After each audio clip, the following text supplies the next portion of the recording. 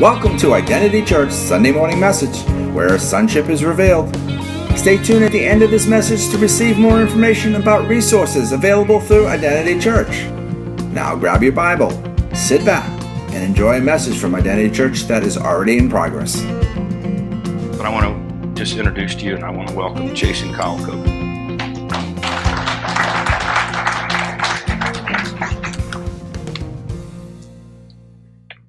Thank you. So I would like the phone numbers for the three, in case you get out of line, that I can talk to them. You got it, Mom? All right. So, I want to thank you all.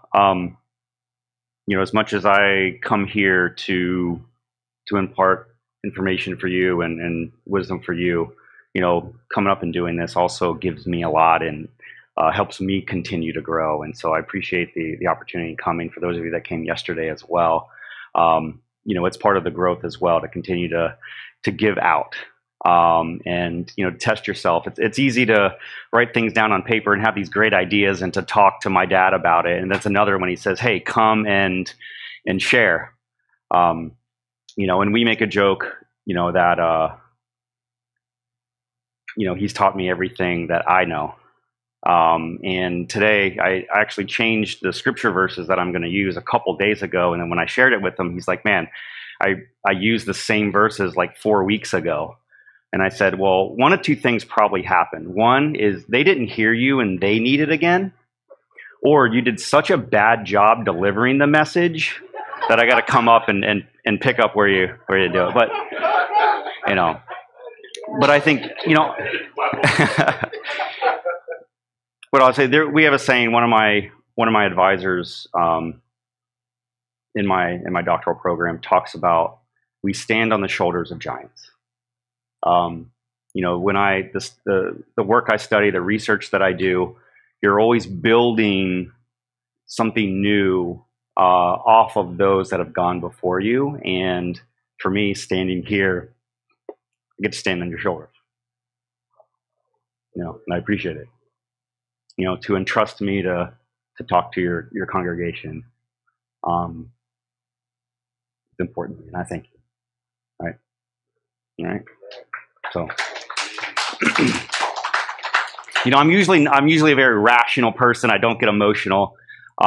They are there, and that's one of the things for me. And he said he was going to stretch me today, and this is one of the things that does stretch me. And I hope I can impart with you and help you. And one of the things I always work on is I do not want to tell you what you should believe.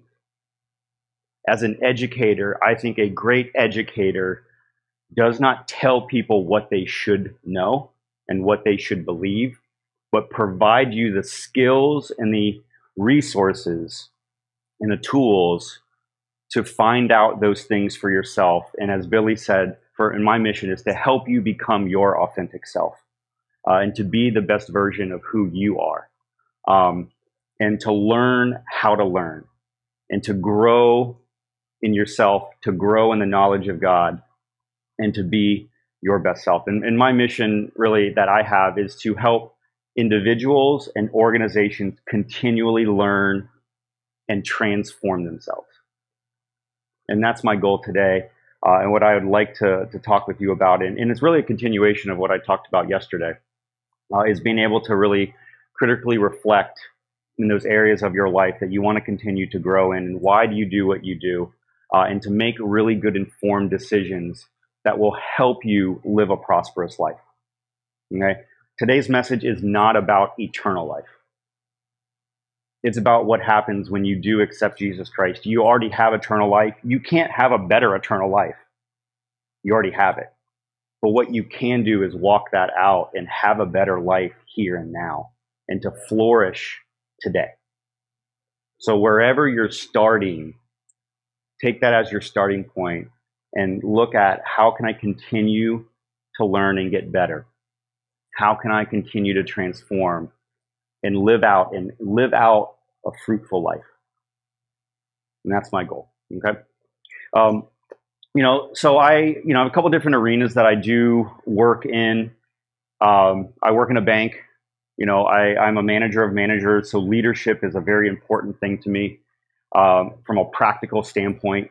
For any one of you that has tried to create a vision and rally a group of people to accomplish that, the challenges that come with leadership. Okay. So I also study this from an academic perspective. I'm working towards a PhD. I'm almost finished with my coursework, and then I'll work on my dissertation. But leadership theory is a big part of my research. And there's a million theories of leadership that are out there. And so oftentimes I do have to write papers and research and stand on the shoulders of those that have researched this. And one of the common things that I get back from my professors is how I bring my practical experience to these theories in an academic setting. Because I have, both experienced that, whether it's, here and managing the lighting store, transitioning and working in the bank and leading my team. We're in the middle of huge transitions right now, and how do I help transform my group? I work with the YMCA and with youth development and leadership and try to bring about something new there. And so I've had these experiences. I've had great successes where I feel great about the work that me and my team have done and the influence that I've been able to have. I've also experienced when I've poured into people and they've walked away and rejected me. And if you've ever spent any time in leadership, you're going to experience that. And it's hard for someone to learn that and gain that type of knowledge if the only thing they know about leadership is what they read in a book. Right? So what I want to talk to you today about is the ways of knowing. Right? And in John 17, verse 3, Jesus' high priestly prayer, he's getting ready to be rejected and eventually be crucified. And he prays the prayer to the Father. And verse 3, it says, "This is eternal life, that they may know you and your Son, Jesus Christ." Right? So Jesus was talking about the work that he was getting ready to do that was going to allow people to know God in a new way through his death, through his blood. Right? And that's eternal life. I'm not talking about that knowledge of God. What I want to talk about is what happens after that. What we live out and walk out every single day. And one of the challenges that I see is that we get stuck in that initial knowing. The knowing of God that gives us the eternal life. And I think that's just the beginning of our knowledge. And there is an aspect that we do have to walk out and work on and continue to develop so we can be effective in that. Okay? And so if you can turn to 2 Peter, I don't know how many of you bring a Bible or you wait for it to be on electronic, but 2 Peter chapter 1.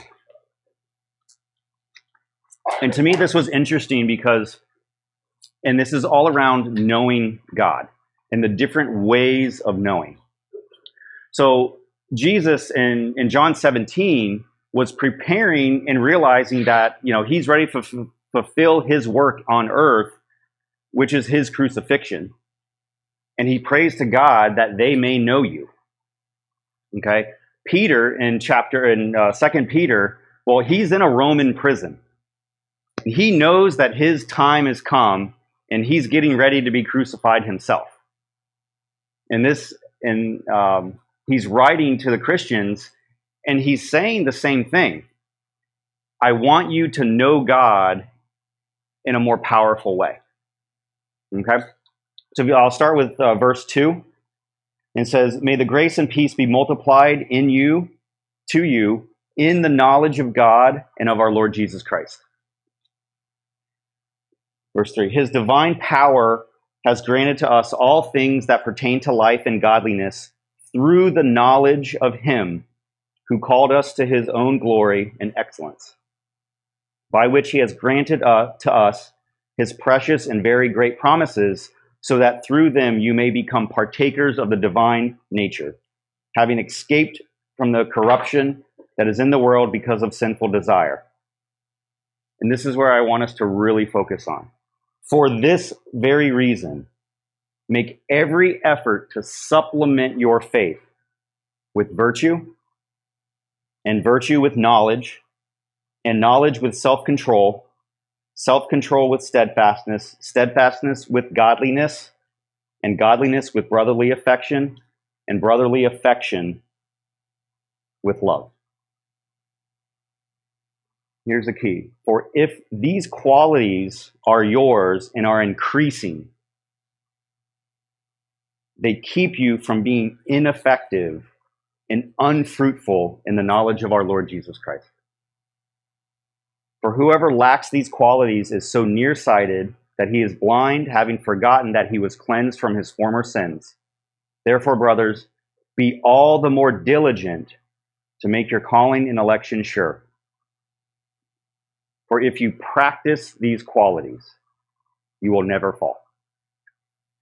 So what I want to focus on is learning how to continually learn and develop these practices. Okay? We want to talk about gaining the knowledge of God, and we think eternal life. And once you accept Jesus Christ, you have it. You can't gain any more of it. You already have it. Okay? But how fruitful you are and how effective you are in this life comes through your ability to supplement that initial knowledge of God in your faith, to walk out and to be more effective. Okay? I really want to look at this as not as if you don't do these things, you're not going to be effective. Switch it to a positive. If you do these things, if you practice these things, you will be more effective. Okay? And that will increase your knowledge of God and your level of effectiveness in your life. Okay? And I think we do a good job in the church of telling you what those things are. Where we struggle is, how do you practice them and how do you get better at them? And I think we have an opportunity as a church to become disciplined and learning how to practice those spiritual activities, just whatever you want to call them, that will allow us to gain more knowledge of God, okay, to become more effective in our life here and now, and ultimately to flourish, okay? And that's a big part. And for me as an educator, it's all about development, okay? If any of you learned how to play an instrument, played a sport growing up, or went into the education field, there's this aspect of practice and over and continually that allows you to get better at what you do. And there's multiple forms of learning and knowledge that you can gain. And think about, those that are at a professional level. Okay? How disciplined are they to get that good at it? And we can ask ourselves, with our own practice as a Christian in our relationship with God, how disciplined are we to keep getting better and better at walking that out? All right? I relate it at work. I work in a bank, and so we have bankers, and there's skills that you have for customer experience, for marketing and outreach, okay? And what I ask is, how good are you perfecting your craft? Okay, getting good at what you're doing. Or do you come in each day and your pre-plan is, I'm going to wing it today. I'll just kind of come in and whatever happens, right? In sports, we have the same thing. We have those that they don't really practice a lot and they think they can just turn it on during game day. right? So in everything in life, there is this level of practice and discipline that goes into it.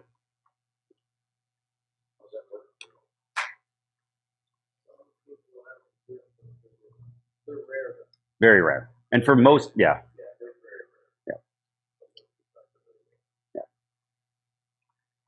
And if we are going to be lights to other people, right? How much better is it that if we are being effective in our own relationships with God, in our spiritual practices, that we can then impart that to other people? It's going to be very hard, in my opinion, for us to be the light if things are in disarray. If we cannot demonstrate a flourishing life here on earth. And I think we miss the boat when we become so eternally focused that we forget about the abilities that we have to flourish here and now. Okay? Grace gives you eternal life. But there is a lot beyond that that we leave on the table because we're not willing to put in the practice. We're not willing to work it out. Okay? Baptism of innocence is a great example. Grace has already been given. But unless you understand and can internalize that with grace comes innocence, and you can't work that out, you can't feel that inside yourself and go through the emotions and get it. I mean, for me, it was more of a headspace that, okay, I get it that you're saved by grace through faith, but I don't feel innocent. And so therefore I don't act innocent. I still have shame and all this stuff that goes on, and I've got to work that out. And we forget that part. Okay? And so in education, in workplace learning, and whatever skill it is, it could be baseball, it could be leadership, it could be your job, it could be parenting. There are practices and ways that you can continually get better. And there's not just one way. And over the years, working with my teams, even in my own activities, I've developed a process that allows us to experience and focus on the multiple dimensions that allow us to get better and to know more. And I'm going to challenge us to look at this process and look at these different ways of knowing and apply that to our Christian life. All right. Earlier this year, I got to present at an academic conference, and the conference was on self-directed learning. It's an adult learning theory that says that as we grow as adults, we continually want to become more autonomous and to have control over our lives, and that we learn how to take control of our own learning. And there's various processes that we put in place. And I used one of my own stretch assignments, and I developed my own process on how I could best use this experience to get better. And what I did is I had developed a pilot program where we hired veterans into an apprenticeship program. And it was all across the eastern United States within work.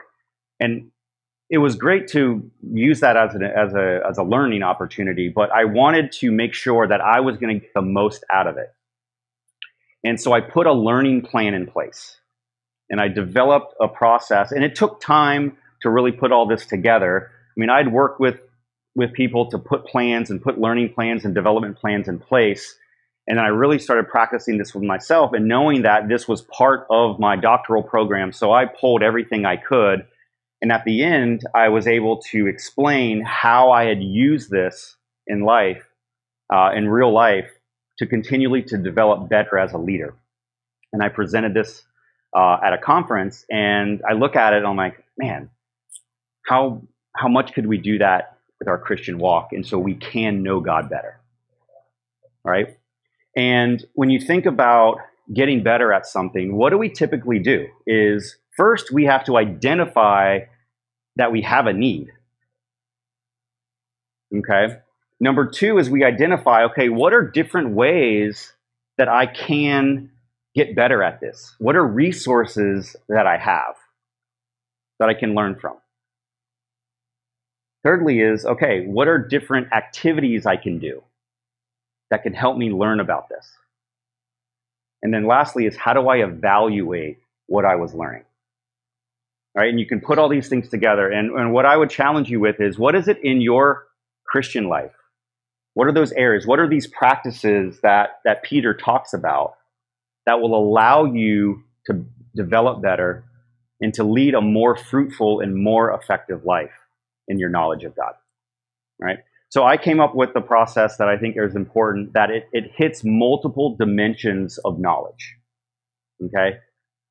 Number one is rational knowledge, right? So this is where our understanding of what information is.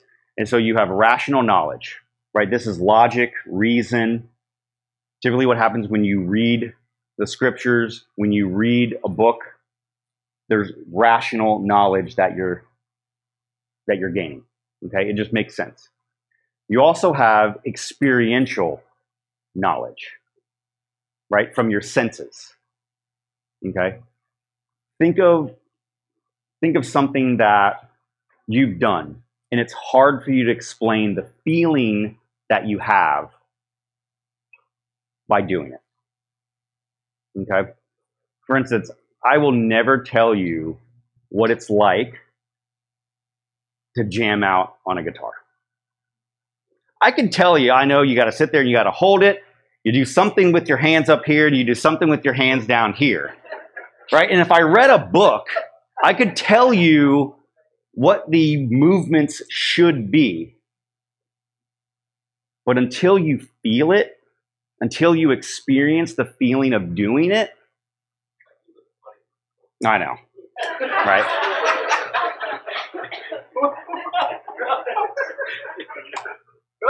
Yeah.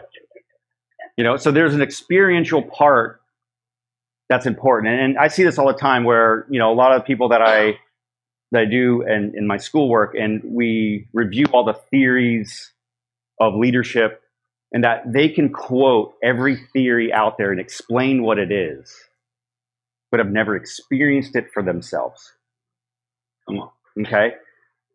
With Luke, I might get close to explain how to hit, but I can never tell you what it's like to stand there against a major league pitcher. Intellectually, I'm pretty close because I played in college and I was a pitcher, so I probably know that a little bit better, right? But the domain that he was able to practice and experience that, I will never have that feeling. Okay? Same thing in our Christian lives. Okay? All of you can probably rattle off the different ways that you get to know God better. Okay? Prayer, Bible reading, worship, having accountability partners. Okay? The question is have you really experienced it? Have you felt it inside of you? Okay? The third way, okay, so you have rational knowledge, logic, you have experiences that you go out and experience, and then the last part is reflection. Okay, is to stop, okay, and reflect on either what you had read, what you had thought about, or what you had experienced. And you learn how to make sense of that. Okay? And from what I've seen, and this is where my research is I think the best way that we expand our knowledge is that when we can take each part of those and you put it into a well-rounded plan, and you say, okay, I'm going to read, and I'm going to find ways that I can gain knowledge through rational understanding, through reading, through listening to sermons, through watching videos. There's all kinds of things, okay? I also want to make sure that I have experiences in actually applying that. And then I need to take time and reflect to say, okay, what did I learn? What was that like? Is there something I should adjust?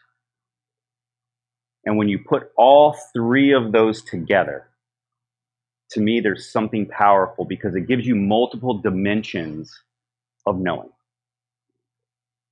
Okay. And I remember sitting there and I was running this program and I was in the middle of it and I was making sure that I was taking and I was reading books. I would read one book a week on apprenticeship. And then every week I would also write in a journal of what did I read? What did I do that week? Whether it was I had a conference call or I spoke one-on-one with an apprentice, I ran a meeting, what went on in that meeting. And then I said, okay, how can I put these two together? What overlapped? Sometimes what I read spoke to my experience and gave me the words to express what I experienced. Sometimes I would read and I'm like, okay, I've already experienced that. And I could tie those things together. And it was by reflecting on that I could put it all together. Okay. And I think these are the practices and the skills that we can do with our day-to-day life that Peter shows us here that says, if you practice these things, they will allow you to have a fruitful and effective knowledge of God and to live your best life now. Okay. So what are those things you could do? Let's look at, reading. To me, the rational knowledge side of it. We get a lot of that through preaching. You come and you listen to the word, okay? Hopefully you read your Bible, right?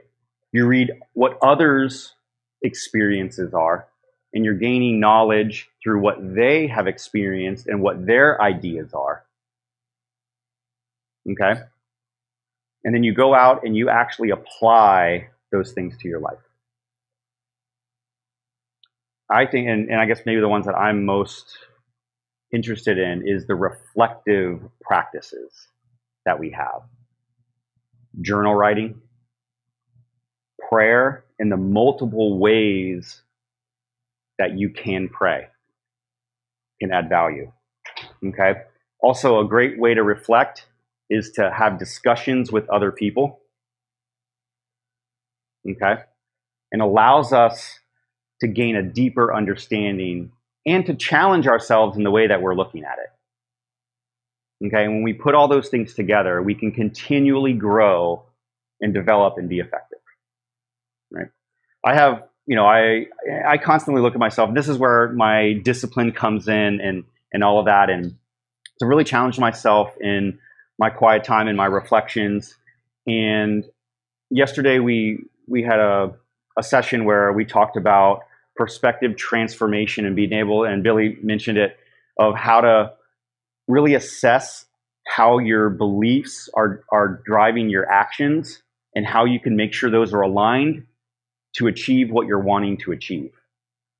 And last night we were talking, and one of the things I mentioned is that, it's hard to do that because we're challenging ourselves. We don't do it that often. And I realized that there's a vital aspect of prayer that if we are engaged in contemplative prayer and asking God, search our hearts, try us, and we're reflecting on how our behavior is, we will naturally challenge ourselves. Okay. And for me, I've done that part pretty well. I think maybe that's why I actually taught that, because I see the value of it. Because I continually, when I have my quiet time, I'm saying, okay, let me challenge myself. What are my behaviors? What are my actions? How can I do things better? What I missed, though, was other aspects of prayer that don't naturally come natural to me. So I'm really good at challenging myself. What I don't naturally do well is pray for other people. And it was something that when I would sit there, I could say, oh man, challenge, okay, what am I thinking? What am I doing? Is that the best way to do it? Is there a better way to do it? And then when I go to pray for other people, it's like it lasts like 2 seconds and I move on to something else. And I realized that there's an important part of doing that. And, it changes you, it changes them, it gives you, a different heart. And so I made a decision that, okay, I am going to work on this. It's not a part that I'm comfortable with. I don't do it very well. I had gotten feedback that there's times that I can be pretty sharp. And if there's someone that has annoyed me, like more in a work setting, that if somebody has annoyed me, that I'm more critical. And so I wanted to work on that. And, I realized that, man, if I actually thought about and sent good vibes to that person and had this aspect of loving kindness towards them, that it would help me have a better disposition myself. And so I worked to practice that. Okay. And so I read up on it. Okay. And I read about it. And what are things? And I developed this simple process that I could follow each day. And then I would do it. I would practice it. Okay. And then I would reflect on it. When I would go out into my branches or work with the people, I realized, okay, you know what? It was a better interaction. And for me to take the time, number one, to realize that that's an area that was lacking in my own discipline to be a better person. To take the time to research what are different ways, how do people do this? What is a best practice that can be shared with me? Let me try it out. Okay, does it work? And give myself enough time to work through that. And that's how I'm working to continue to better myself in my morning routines, to be a better person, to walk out my spiritual life, okay? To be a better person for others as well, and to continually to grow and develop that. And, all of us might have a different area that we need to work in. Some of you, there's probably your go-to way is to pray for other people. And that is like the easy one that's natural for you. It might be more difficult for you to be more reflective on yourself and ask, okay, what are the areas that I want to work on for me and myself? That self-control. Do I need to manage my emotions better? Okay. Is it, self-awareness? A lot of times we struggle with even being aware. We talked yesterday about blind spots, right? Of being aware of ourselves. Okay. Can it be time management? There's a lot of things that we can do in our lives that can continue to better ourselves.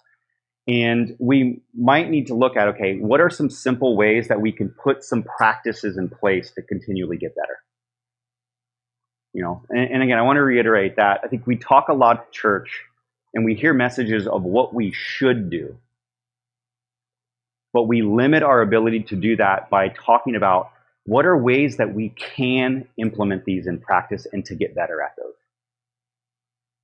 and to continually grow. I think we wait on the emotional part to get us motivated to do it. And we need to learn how to actually get some discipline and to put a plan in place and to practice it even through the tough times. And if we start simple, we start with easy things. We do that over time. We can slowly get to the more complicated things in our lives, the things that sting harder, that are harder to overcome. And I think it's exciting for me to talk about because, I've developed this focus. I mean, this is a passion of mine. I'm getting, a terminal degree in learning. And so I'm very passionate about it. But I think part of that is because I've experienced it. I've experienced my growth in my workplace. I'm experiencing it in the education world. I've experienced it in my spiritual life. I think it's hard for someone to, and you could stand up here, and if I've never experienced anything negative in my life, and everything's great, it's hard for me to tell you that this stuff works. Okay? But you find people that have gone through a lot of things, and they've overcome those. They've transformed themselves. And that gives us hope, saying it is possible. And that's why I love watching any type of story or video or anything of how people have transformed their lives. And it's such an exciting thing to see. So whatever it is, in your personal life, in your social life with friends, families, in your work life, we want to look at all of those things and say, okay, how can I live a flourishing life? What are the domains and areas that I want to work in that I can have a fruitful, productive, flourishing life? And start with one thing. Put a plan in place and work on it. I can tell you, I know what it's like to just struggle internally with life. I know, some of you might know the stories. My dad usually says it every once in a while. But, talking about drug addiction, not knowing, where I'm going to go. What is my purpose? What is my passion? Trying to find those things out. And it's important for us to figure that out, and developing processes, developing skills that allow us to do that empowers us and gives us hope. Okay. And I think more than ever, we need that as a church to not just tell people what they need to do, but to give a path, to show the way. And I believe that Christian education, just like we complain about the education system that's out there and how it's not teaching kids how to become fruitful adults, we have the same issues in church. We have the same issues in our spiritual lives. Because we tell kids what to know, but we don't teach them how to learn, how to think critically, how to handle their emotions when things don't go their way. But yet we expect them to leave school and to not get the promotion, to struggle with their bills, and we just tell them, handle it. Okay? We need to learn how to develop the ability to continually grow, to grow in our knowledge of God. And it's not by standing up and reading a scripture and saying, have virtue. Have knowledge. That sounds great. How the frick do I do it?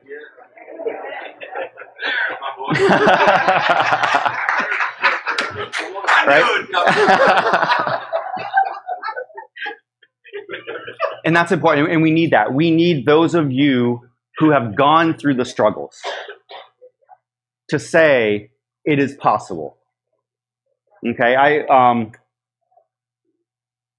Jerome and your wife, we had a conversation when I first walked in, and I stand up here and you look at, okay, I've done all this, I'm saying all this stuff, everything's great. The reality is I know what it's like to want the next hit, to be in shambles and not know what I'm doing. I was a freshman in college.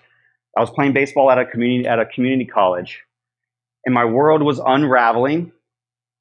And I remember it was a long weekend, and I was the first one back, and nobody else was with me, and I had a rock. And I couldn't wait for somebody else to come to be cool and smoke it with me, and I smoked it by myself. Okay, I'm a freshman in college playing baseball, and I applied for a job at Burger King because I was done. Okay, and to fight and wrestle. I remember they were going somewhere, and they stopped at my rest stop, and I met them, and we talked. And so that's that experiential part of why I'm passionate about we can develop, we can grow. Okay, there is a way, okay, and it doesn't matter. You can be saved. You can have eternal life, but you might not be fruitful in this life. But there is a way. Okay, if we can practice the disciplines and put these practices in place, we can move past that. We can continually grow. We can transform. We don't have to do it by ourselves. We have people that have done it before us, and we can stand on the shoulders of giants. We also have to be willing to put in the work. Okay? We talked about this before. Jesus did a lot for us. Okay? And we have salvation and we have eternal life for that. Peter's telling us, continue to gain knowledge of God so you can be fruitful here on earth. And what that's going to take is you to put in the work, put in the practice. Be willing to do the hard things. But just know that there is a way out, there is a way to move forward, and there is a way to continue to grow. Okay? And I'm going to challenge the leaders in the church to not just talk about what we should do, but to impart the practical ability of how to do it. That's what a coach does. That's what a leader does. It doesn't just tell you what to do, but it models the way and helps you put the practical processes in place on how to do it. I think that's what we need more than ever. Right? So I encourage you, and I hope this is helpful. Okay? And as my dad talked about, we're going to cut a show about 40 minutes. Okay, not bad. And I'm going to encourage you that if you say, you know what, I recognize that I can be more fruitful. I can be more effective in my Christian walk, in my spiritual life. And I want to commit myself to putting these practices in place and to find a way to continually grow and get better and transform myself so I can be my authentic self and I can bring out what's inside here and allow that to come out. You can do it. You have the power within you, right? There is work that we have to do, okay?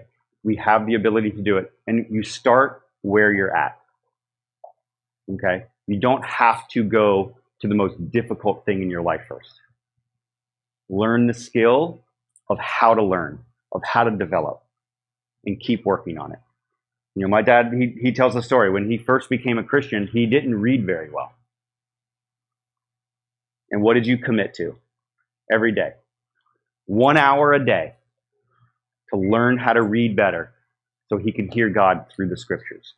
What is your one thing right now that you need to work on that can help you gain in your knowledge of God, that can help you live a more fruitful spiritual life? It might be getting into the Word and learning how to read the Word. It might be prayer. It might be acts of kindness to others.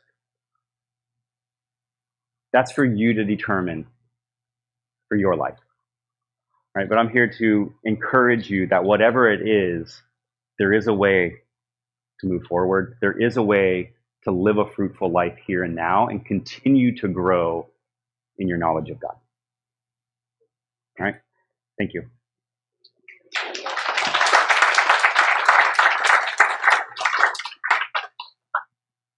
Here's my plan. Miss Billy, can you come and play? And I want Andy and Kathy to come. And what I'm asking is an impartation. I don't believe that if I'm asking Andy and Kathy, I want Luke, you too, please.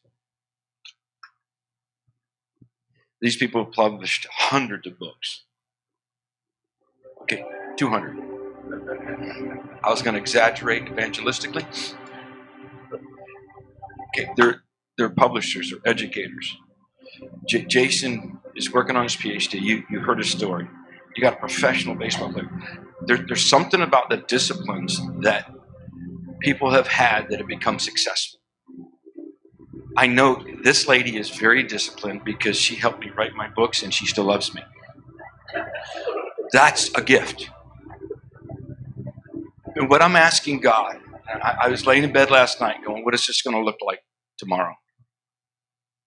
And it was the Apostle Paul saying to Timothy, stir up the gift within you that you received by the laying on the hands of presbytery. These are professionals standing here. And I'm asking Susie to come. She carries an impartable gift of faith. And I want you to get what heaven has in the vaults of heaven with your name on it, that you can partner with to overcome weaknesses, struggles, inefficiencies that is not making you a professional in the area with which God is saying is supposed to be. You that have struggled with addictions, Jason needs laid hands on you. Susie needs laid hands on you. She probably saved his life from me.